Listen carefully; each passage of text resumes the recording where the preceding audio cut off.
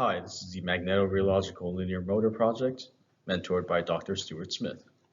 Our project was designed to replace linear motors that are currently in the industry that produce an excessive amount of noise and heat by submerging two magnetic coils into a magnetorheological fluid, and it will use a piezoelectric actuator to control the motion of this linear stage. It should be capable of 50 millimeters of linear motion in increments of 1 micrometer.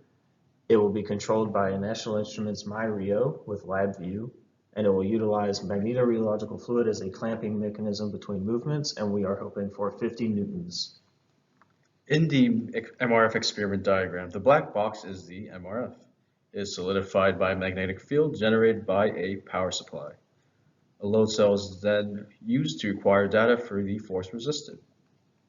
In the final design diagram, there are two MRF clamps with a piezoelectric actuator, creating an inchworm-like motion for a few micrometers of motion on a frictionless free-loading air bearing. In the material properties, we've determined that it should have a load support of 50 newtons. The diagrams on the right calculate the magnetic flux properties. In the project progression, we have a few months of planning, and then we worked on experimentation, and due to months of problems during our testing, the final design was not feasible at the end. From the outcomes of our first test, we saw that the MRF we were using at the time did not solidify as expected, and as such only gave us a force of roughly 0.19 newtons.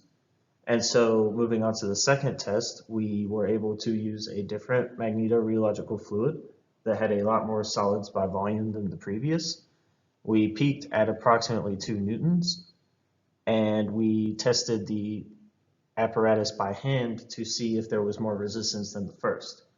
And moving on to our third test, which was our most recent test, we decided to test the same fluid at different amperages to see how it solidified, and the graph below shows the forces that were achieved at those different amperages.